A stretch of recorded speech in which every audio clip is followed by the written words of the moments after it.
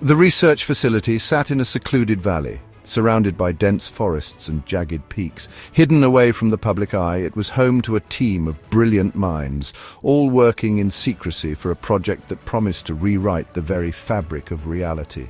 Among them was Dr. Rowan Pierce, a physicist whose obsession with dimensional theory had consumed him for years. It was he who had unearthed the ancient texts, the cryptic symbols, and the obscure formulas that led him to one terrifying conclusion: the possibility of opening a gateway to another dimension.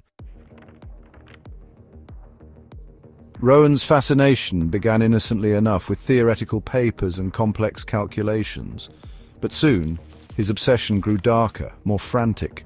The texts he uncovered were not from any known civilization. Their origin remained a mystery.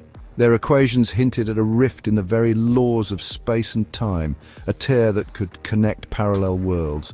It wasn't until he came across a strange relic, a stone tablet inscribed with symbols that pulsed faintly in the dark, that he felt the final push. The symbols were not just warnings, but an invitation. A gateway was within his reach. Months passed in isolation, the facility humming with the constant activity of Rowan's experiments. He had constructed a device, something akin to a massive swirling metal ring, held within a chamber bathed in blue light. The device hummed with an unnatural energy, its intricate machinery pulsating as if alive. He had refined it over time, calibrating every variable, each setting, until it was ready. On the night of the experiment, Rowan stood alone in the chamber, his breath shallow with anticipation. He adjusted the final controls and initiated the sequence. The device hummed louder, the metal ring vibrating as the air around it grew heavy with static. For a brief moment, everything stood still, and then the rift appeared. A dark, swirling vortex, a tear in the fabric of reality itself. He stepped forward, his heart pounding in his chest. The pull from the rift was palpable, tugging at his body with an invisible force. He reached out, and as his fingers brushed the edge of the portal, the world around him flickered as though reality itself was unstable. The edges of the vortex blurred, revealing what lay beyond. A city, a towering metropolis, its architecture unlike anything seen on Earth. It was a place both beautiful and grotesque, with spires that seemed to reach beyond the stars and streets shrouded in an eternal twilight. He stepped through, and the air tasted strange, heavy, with a scent that was neither familiar nor alien. The world beyond the portal was silent, eerily so, as if the very land held its breath. The city was vast, stretching into an infinite horizon. Despite its grandeur, something about it felt wrong. The buildings loomed high, their jagged edges casting long, twisted shadows. There were no people, no movement, only an oppressive stillness. As Rowan wandered through the city, the silence grew suffocating. He explored the streets, his footsteps echoing off the cracked stone, the once majestic buildings now decaying, their surfaces covered in strange, alien markings. He touched the walls, feeling the texture of the stone, which seemed to pulsate under his fingertips, almost alive, but cold and dead at the same time. His gaze fell upon broken statues of creatures whose forms defied all logic, twisted amalgamations of insectoid and humanoid features. A chill ran down his spine. In the distance he noticed faint shapes, figures that appeared and disappeared in the corners of his vision. At first he thought they were illusions, but as he ventured deeper they became clearer. Spectral figures, their forms flickering like weak flames in the wind, drifted silently between the ruins. They were not human, nor were they animal. They were something else, shadows of a civilization long since erased from existence. Their faces were twisted, their eyes wide with terror, but they made no sound. There was no begging, no mourning, only the endless echo of their presence. Rowan's pulse quickened. The more he wandered, the more he realized the truth. This city was not a thriving civilization, it was a graveyard. These beings, these echoes, were all that remained of a once great race, wiped out in an instant. The entire city had been abandoned, consumed by something far worse than time.